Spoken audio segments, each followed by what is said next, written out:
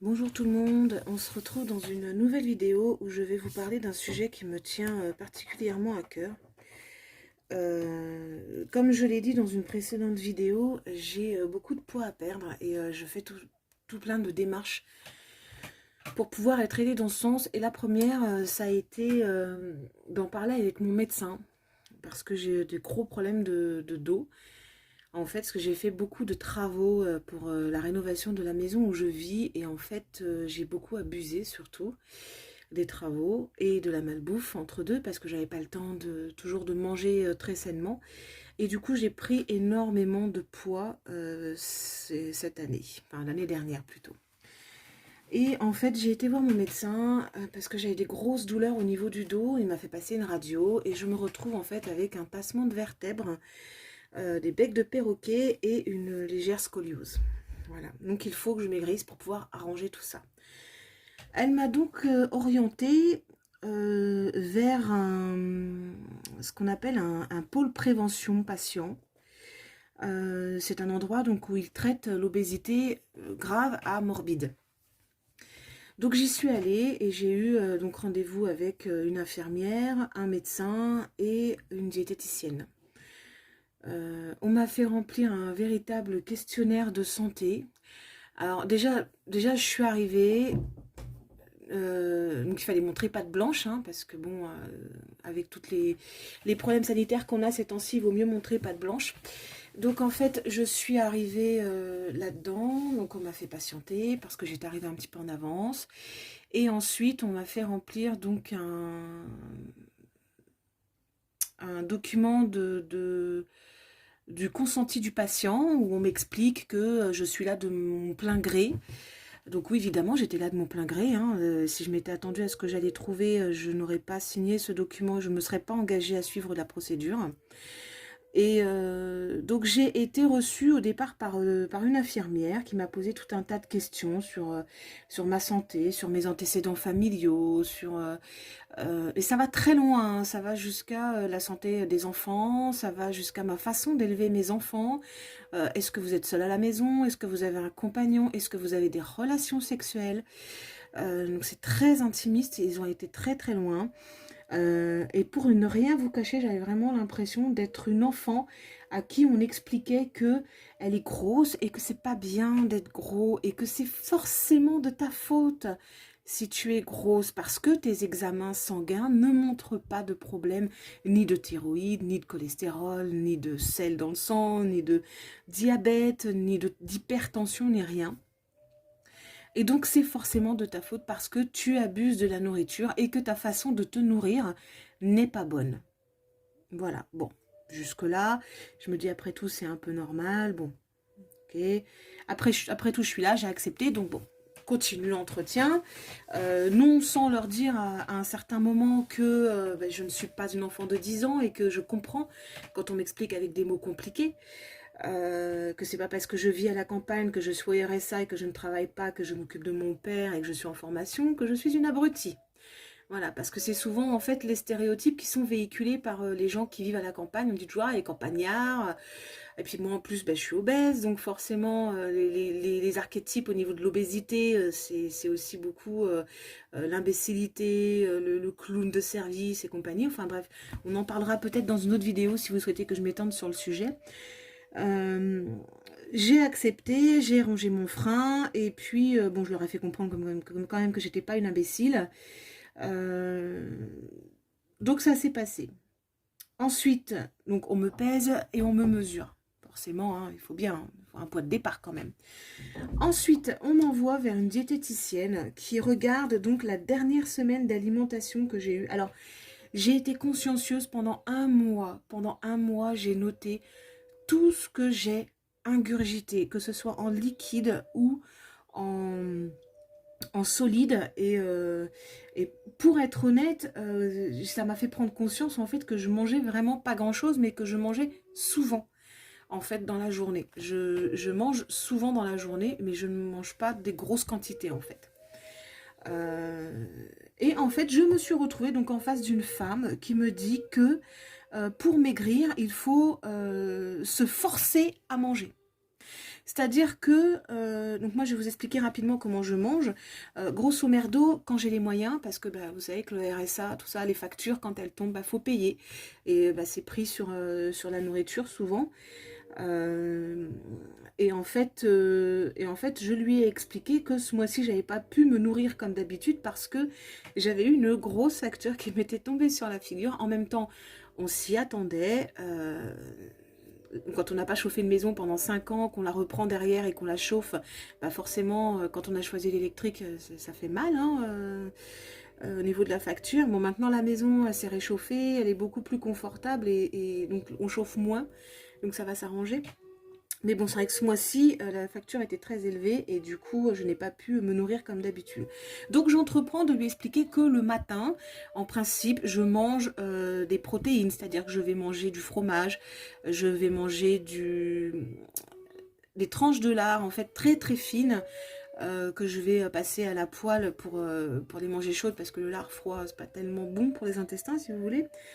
Donc que je vais manger ce genre de choses là, que j'évite de manger du pain de matin, parce qu'après si je mange du pain de matin en fait et que je mange que ça, j'ai faim 2 heures après, et que je bois une boisson chaude, donc souvent c'est du chocolat, hein, c'est un mug de lait avec du chocolat.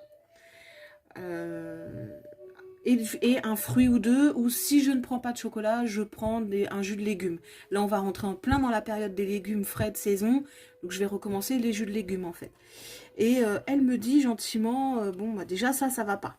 Elle me dit ensuite. Je dis, bah ensuite, je prends un café à 10h30 avec mon père, parce que c'est notre petite pause à nous. Donc on se prend un petit café avec un petit biscuit. Bon. Elle tire de plus en plus la tête. Après, je lui dis, le midi, je mange normalement. Donc, féculents, légumes, viande. Je prends un goûter et je m'arrête de manger à 17h. Alors là, elle m'a regardée, elle m'a dit pardon. Je lui ai dit je m'arrête de manger à 17h parce que j'ai des problèmes d'estomac et que si je mange le soir, en fait, je suis malade la nuit. J'ai l'estomac qui me fait extrêmement mal. Je n'ai pas de pathologie à l'estomac, si ce n'est un ulcère. Et ce n'est pas lui qui cause les douleurs. Je vous rassure tout de suite. C'est vraiment un problème de manger le soir, en fait. C'est même pas psychologique, c'est vraiment juste, c'est physique. En fait, si je mange le soir, je vais être malade une partie de la nuit. C'est-à-dire que je vais souffrir énormément de l'estomac et des intestins une partie de la nuit pour arriver à ne m'endormir que sur le matin. Et quand on veut maigrir, le sommeil, c'est important. Et donc cette femme me remet, en faisant la tronche, donc cette feuille. Voilà, avec le petit déjeuner, le goûter. Donc elle me dit tout de suite, le goûter vous oubliez. Hein. Si vous voulez maigrir, le goûter vous oubliez. C'est pour les enfants, les adolescents, mais pas pour les parents. Et le dîner. Et là, j'apprends une chose absolument stupéfiante.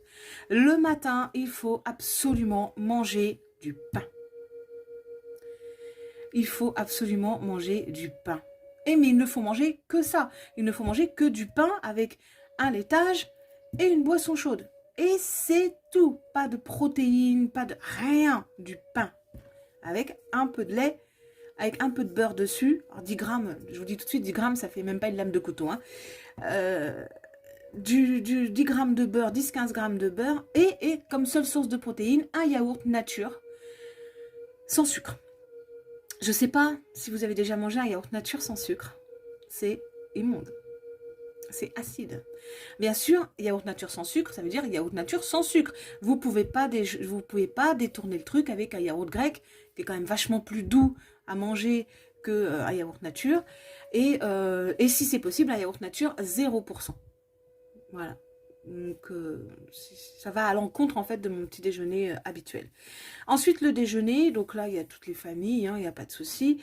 Et il vous faut absolument des protéines aussi au déjeuner. Donc on vous demande de manger de la viande 2 fois par jour. Je mange de la viande 1 fois par jour à la limite, et encore même pas tous les jours parce que je suis plus une grande fan de la viande. Étant jeune j'adorais ça, mais là maintenant j'ai beaucoup de mal, j'ai plus de mal.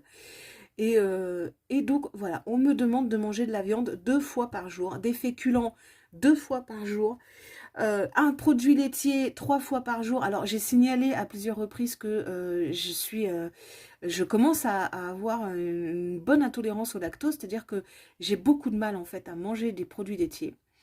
Euh, ça me donne mal au ventre, ça remonte, enfin c'est juste horrible. Et des fruits et des légumes 2 fois par jour. Alors les légumes à volonté et en grosse quantité si c'est possible. Il faut que la quantité de légumes fasse la moitié de mon assiette. Et les fruits. Donc produits laitiers, crudités, fruits le midi, produits laitiers, fruits le soir. C'est obligatoire. Voilà.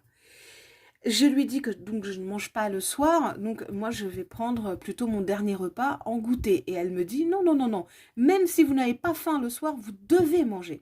C'est une obligation. Si vous ne mangez pas le soir, vous ne pourrez pas maigrir. Et là, je ne sais pas pourquoi, mais dans ma tête, je me suis dit, ok, j'ai signé, je vais suivre ton truc, mais tu m'obligeras pas à manger le soir. C'est pas possible. Je ne peux pas manger si je n'ai pas faim. Parce que de fait, si je mange le soir et si je suis malade la nuit, c'est parce que je mange en n'ayant pas faim. Donc, ça te rend malade véritablement de manger sans faim. C'est pas bon ni pour toi, pour ton mental, ni pour ton corps, parce que ton corps, il n'a pas faim. Donc, ce que tu vas avaler quand ton corps, il va pas te réclamer à manger, et ben en fait, tu vas le stocker. Voilà. Et donc, pendant des années, je me suis nourrie comme ça, sans faim, en fait. Je mangeais à midi parce qu'il fallait manger à midi, je mangeais à 8 heures parce qu'il fallait manger à 8 heures, et je mangeais le soir à 19 heures parce qu'il fallait manger à 19 heures, parce que c'était conventionnel. Mais mon corps à moi, ce qui me réclame, c'est de ne pas manger le soir, hein. Mon corps à moi, il me réclame des protéines le matin. Parce que je sais très bien que l'après-midi, le midi, je vais avoir du mal à manger. Et en fait, au fur et à mesure de la journée, plus la journée elle passe, moins j'ai faim. Et quelles que soient les doses que je mange, hein, je vous assure que je mange vraiment pas grand-chose, hein. Quand je vais faire des pommes de terre à l'eau qui vont être grosses comme ça, mettons, je vais en manger 2. Et ça va s'arrêter là. Voilà, je vais en manger 2, je vais manger une tranche de jambon avec. Et ça sera tout. Enfin, je veux dire, je mange vraiment pas grand-chose. C'est pour ça, en fait, que je mange en 4 fois donc de 6 heures le matin, parce que je me lève quand même à 5 heures. Alors déjà, là, même là, je lui ai dit que je me levais à 5 heures le matin, elle m'a regardé avec des yeux ronds comme des billes, en me disant, mais pourquoi vous vous levez à 5 heures le matin? Bah, bah déjà parce que j'ai des choses à faire le matin, et puis tout simplement parce que c'est des choses que j'ai pas le temps de faire le reste de la journée, donc je les fais le matin. Et puis j'ai l'habitude, hein, de toute façon, hein, donc je me lève à 5 heures le matin, je me couche à 21h30, voire 22 heures, donc bon, voilà quoi. Donc déjà, rien que là, ça lui a pas plu. Ensuite, le fait que je lui dise que le matin, je mangeais des protéines, c'est pas la peine. Que je mangeais de la viande peut-être 2, 3 fois dans la semaine, c'est pas bien, madame, faut manger de la viande 2 fois par jour. Et 100 grammes de viande, hein. Attention, hein. 100 grammes de viande le midi, 100 grammes de viande le soir. Donc quand je lui ai dit, est-ce que je peux mettre la viande, par exemple, que vous me demandez de manger le soir, est-ce que je peux la mettre le matin plutôt? Moi, ça me dérange pas de manger une tranche de poulet le matin, hein. Bon, ça va me blinder un peu plus que ce que je mange d'habitude. Je supprimerai un truc en plus et puis voilà, c'est tout. Mais ça me dérange pas de manger de la viande le matin, du poulet ou une tranche de jambon le matin, ça me gêne pas. Ah non, non, non, surtout pas de viande le matin, pas de protéines le matin. Bon. En fait, je suis tombée sur quelqu'un qui a basé son régime sur une feuille et qui n'en déroge pas. Elle n'en déroge pas. J'ai compris le truc, j'ai arrêté d'insister. Elle m'a dit, vous allez le faire? Je dis, oui, oui. Qu'est-ce qui va être le plus dur? Bah, manger le soir. Mais commencez par une salade, mais surtout, forcez-vous, hein. Il faut manger le soir, hein. Il faut vous forcer, hein, même si vous n'avez pas faim. Ok. Bon, j'ai dit amen, j'ai fait la bénie, oui, oui. Et puis, j'ai attendu mon rendez-vous avec le médecin. Et là, je tombe sur un médecin formidable. Formidable. Elle me dit, pourquoi vous ne voulez pas vous faire opérer? Me faire opérer de. Bah, on peut vous faire une chirurgie bariatrique, au moins vous seriez tranquille, au niveau de la faim, vous êtes calmé, au niveau de la nourriture, vous êtes calmé aussi. Bon, il faut suivre un programme strict parce que, bon, au départ, vous allez devoir manger liquide, et puis ensuite, vous allez devoir manger mixé, puis par petite quantité, et puis après, vous allez pouvoir réintroduire les aliments au fur et à mesure, mais vous allez voir, la perte de poids est spectaculaire. Oui, je les ai vues, hein, les pertes de poids de chirurgie bariatrique, et très honnêtement, je ne critique pas les femmes qui le font parce que je suppose que si elles le font, c'est vraiment en désespoir de cause, parce que c'est vraiment terrible le regard que les gens portent sur les gens qui sont en obésité morbide. Quand on ne peut plus le supporter, qu'on n'arrive pas à maigrir parce qu'on mange ses émotions, et qu'on rentre dans un cercle vicieux du je suis malheureux, donc je mange, je suis heureux, je mange.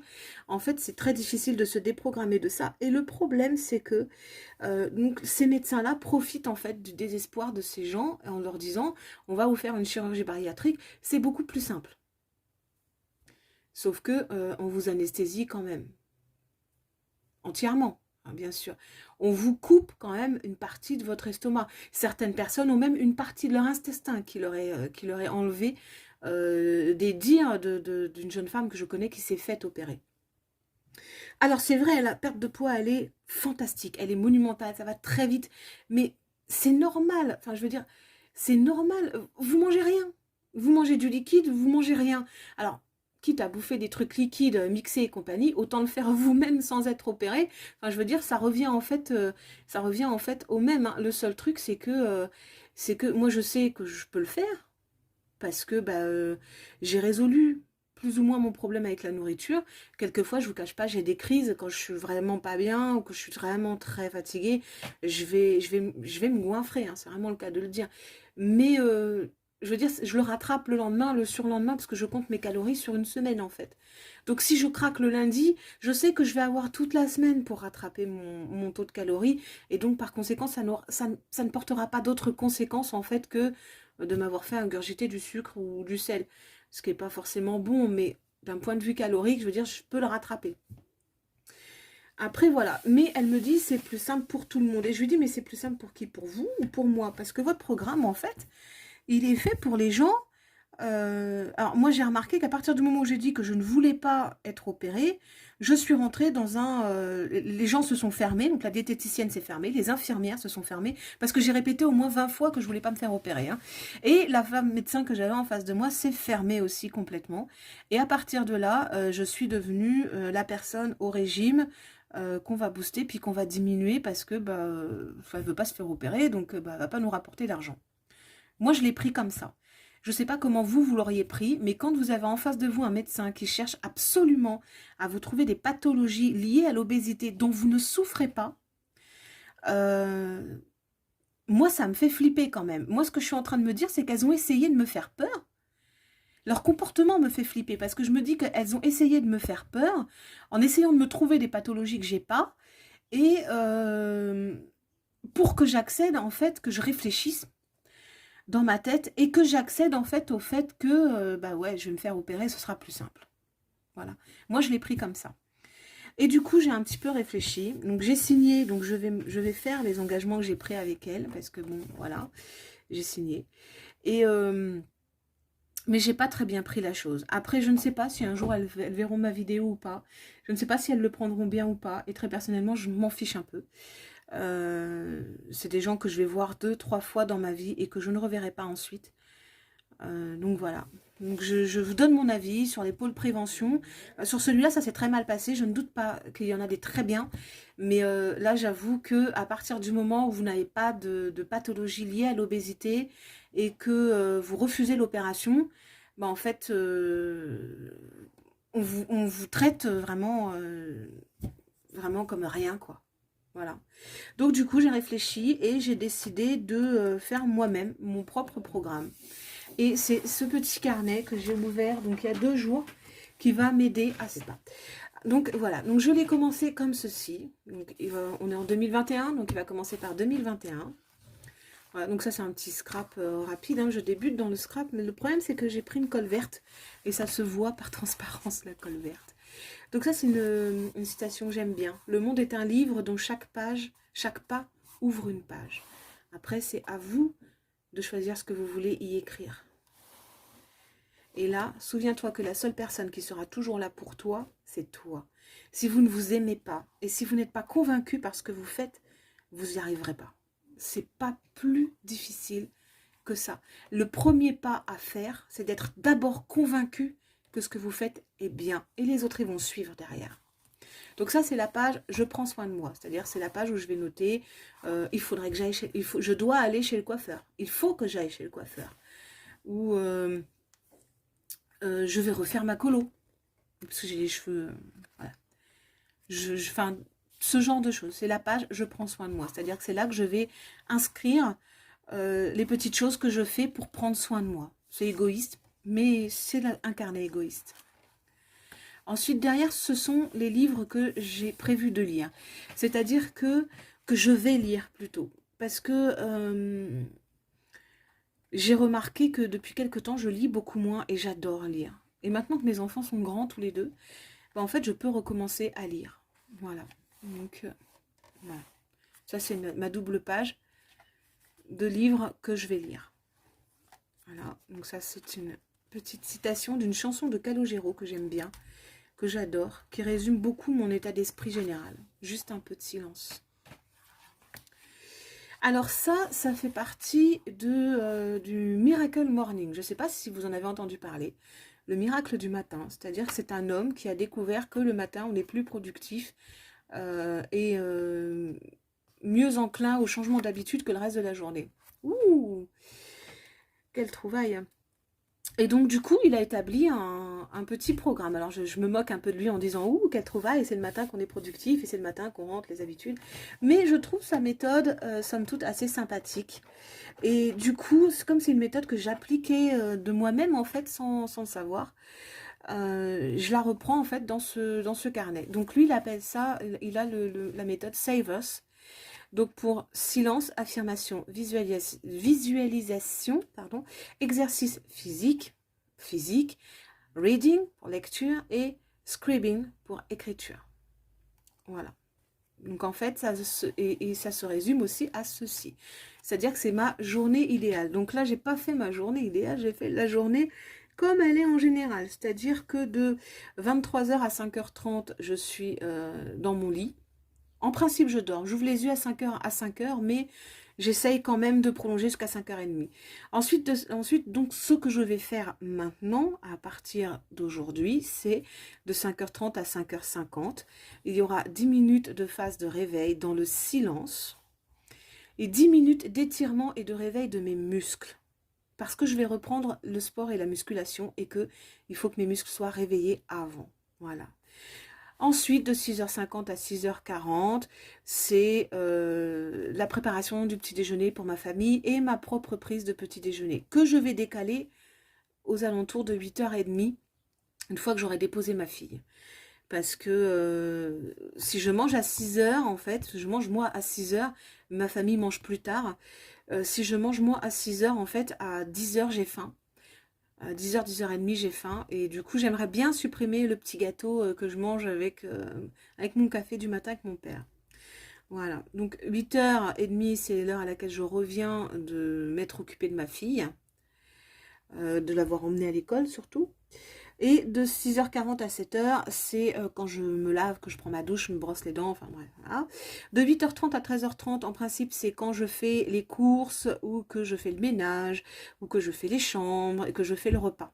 Voilà, jusqu'à l'heure du repas, où je dépose ma fille à 13h30 à l'école. De 13h30 à 15h30, j'aimerais m'occuper de ma formation. Donc ça fait 2 heures par jour, c'est pas énorme, mais je pense que, bon, comme c'est une formation à distance, c'est faisable. De 15h30 à 16h30, je récupère ma fille à l'école. Ensuite, jusqu'à 18h30, c'est mon temps libre. Donc soit c'est le temps où je n'ai pas le droit de travailler en fait. Donc je fais que des choses pour moi. Voilà. De 18h30 à 20h15, c'est donc le repas du soir pour ma famille. Et éventuellement regarder un petit peu la télévision, les infos, ce qui s'est passé dans le monde, dans la journée, tout ça, les conneries que le gouvernement nous raconte et compagnie. Et ensuite, de 20h15 à 23h, c'est le moment où je vais m'occuper de moi, où je vais remplir mes carnets, où je vais programmer ma journée du lendemain, où je vais essayer de regarder un peu ce que je peux faire pour pas trop m'embêter. Voilà. Enfin, pour que ça m'embête pas trop. Je dis pour pas trop m'embêter, tout le monde va croire que je m'ennuie. Ce qui n'est absolument pas le cas d'ailleurs. Ensuite, donc ça c'est le calendrier lunaire. Voilà. Il est très important pour moi. Le calendrier de l'année. Donc là, c'est des pages que j'ai découpées dans un papier lin que j'ai trouvé chez Action. Et en fait, elles passent dans mon imprimante. Alors, je trouve ça fantastique. Du coup, je les ai passées dans l'imprimante. Avec un petit tampon encreur, j'ai ancré les bords. Donc là, c'est en doré. Et là, c'est en argenté. Et puis, j'ai fait 2 petits tampons à chaque coin. Je trouvais que c'était sympathique, ça embellissait un peu la chose. Voilà. Donc ça, ce serait la page où je vais mettre les citations qui m'inspirent. Et la première est « Accepte ce qui est, laisse aller ce qui est, ce qui était et aie confiance en ce qui sera. » C'est une citation donc, de Bouddha. Une citation bouddhiste. Donc il y a beaucoup de citations qui m'inspirent, donc j'ai laissé 2 doubles pages. Ensuite, ça, ce sont les affirmations. Et l'une de ces affirmations, donc ça, ce sont les 3 premières que j'ai mis. Donc j'améliore ma technique de dessin, je deviens un meilleur moi-même chaque jour, je perds du poids tous les jours et je laisse derrière moi mes kilos. Parce que si je dis et je perds mes kilos, en fait j'ai envie de les retrouver. C'est une amie qui m'a expliqué ça. À chaque fois que je dis oh génial j'ai perdu 3 kilos, et ben je les retrouve derrière. Voilà. Donc du coup je ne vais plus dire je perds 3 kilos parce qu'on a envie toujours de retrouver ce qu'on a perdu. Donc je vais dire j'ai laissé derrière moi 3 kilos. Comme ça j'ai pas envie d'aller les retrouver. Voilà, et là j'ai mis, si les pierres que tu transportes sont trop, laisse-les sur le bord du chemin. Et ça peut aussi dire, si les kilos que tu transportes sont trop, laisse-les sur le bord du chemin. On ne les perd pas, on les laisse. Donc ça c'est une petite image d'une déesse nordique qui enfile son collier, c'est Freya. C'est ma déesse préférée. Je l'adore, voilà. Et derrière, nous avons donc le carnet de gratitude et de positif du jour. Donc, on en met au moins 3 par jour. Alors, par exemple, aujourd'hui, j'ai acheté une image 5 € à un enfant pour son voyage scolaire. Et il était tellement mignon, ce petit. Oh, adorable, adorable. Et poli comme tout, c'est tellement rare chez les enfants maintenant. J'ai trouvé des spectrums noirs pastel. C'est des feutres à alcool, dans des coloris pastels. Et la tumeur de Linette a diminué, parce que j'ai une de mes chattes qui a une tumeur au niveau de la mamelle. Je l'ai emmenée chez le vétérinaire, elle va se faire opérer, mais le vétérinaire lui a mis quelque chose, il lui a fait une piqûre pour réduire l'inflammation, et du coup l'inflammation s'est réduite, et du coup maintenant on n'a plus que la tumeur et plus l'inflammation. Donc elle va pouvoir être opérée cette semaine. Voilà. Donc j'ai laissé plein de pages. Voilà, j'ai laissé plein de pages parce qu'il va y avoir beaucoup de mois en fait et que j'avais pas envie que ça se tape comme ça. Alors ça, ce sont les kilos que je vais laisser sur le chemin. J'ai pas mis mon poids de départ. J'en parlerai peut-être dans une autre vidéo si vous le souhaitez. Mais par contre, j'ai mis, voilà. Donc là, il y a tous les mois de l'année jusqu'en février 2023. Et là, c'est pour le nombre de kilos. Donc 1, 2, 3, 4, 5 kilos. Sachant que je ne veux pas perdre plus de 5 kilos par mois, c'est ridicule. Moi, je dis que 2-3 kilos par mois, c'est bien. Enfin, c'est déjà bien. 5, c'est vraiment, ça fait beaucoup. Après, c'est l'idéal, hein, mais bon. Voilà. Donc ça, ce sera un histogramme, ce ne sera pas un graphique. Et j'ai mis à côté une représentation d'un Marvel de Wonder Woman, que j'aime bien. Je redécouvre la BD, donc du coup, voilà, Wonder Woman est là. Elle m'accompagne. Ici, donc, on a Mademoiselle, je ne sais plus comment elle s'appelle d'ailleurs. C'est la femme invisible des 4 Fantastiques. J'adore ce personnage aussi. Et ça, c'est mon tracker sport. En fait, c'est pour dire, voilà, le 7, j'ai fait, donc je recommence à partir de lundi. Donc le 7, j'ai fait 10 minutes. Le 8, j'ai fait 10 minutes. Le 12, le 15, par exemple, j'aurais fait 20 minutes. Donc ça comprend à la fois le vélo, le sport, la marche et les étirements du matin. Voilà. Ensuite, un petit Stitch, parce que j'aime bien Stitch, il est mignon. Ça, c'est pour mon jeûne intermittent. Parce qu'en fait, le fait de ne pas manger le soir, ça rentre dans un jeûne intermittent. Et voilà, je me dis que si je peux allier l'utile à l'agréable, c'est pas mal aussi. Donc j'ai décidé qu'au mois de juin, je ferai 14 heures de jeûne en moyenne. En juillet, je passerai à 16 heures de jeûne. Voilà, et je vais garder 16 heures de jeûne parce qu'en fait, je trouve que c'est une bonne moyenne. Et puis ça me dérange pas en fait, donc au contraire, j'ai plus de temps. J'ai plus de temps en fait. Donc voilà, donc en vert, je vais noter les jours où j'aurai pas jeûné, parce que je ne pourrai pas jeûner tous les jours, notamment quand j'ai mon cycle. Quand j'ai mon cycle, je ne jeûne pas, parce que j'ai faim, donc je mange. Voilà. Et les jours où j'aurai jeûné seront en rose. Voilà. Donc j'ai laissé plusieurs pages pour pouvoir couvrir plusieurs mois de l'année. Et donc ça, c'est une petite citation que j'ai trouvée sur... enfin, que j'ai entendue plutôt, mais pas sous une forme. Lui, il dit une quiche. Moi, j'ai mis... Enfin, lui, il dit une tarte. Moi, j'ai dit quiche. C'est sur le youtubeur Les Lectures du Loup qui dit à vouloir trop rentrer dans le moule, on devient une tarte. Et moi, en fait, j'ai mis on devient une quiche. Parce que je fais pas souvent de tarte, mais je fais beaucoup de quiche. Voilà. Donc ça, ce sera là où je vais noter les plats que je préfère, les cheat meals et les petits plats plaisir que je vais faire. Il y aura d'autres pages qui vont s'ajouter au gré des besoins, au gré de ce que je ressentirai comme besoin. Et je vous les montrerai au fur et à mesure si vous voulez qu'on fasse des petits points régime de temps en temps. On se fera ça, c'est pas un souci.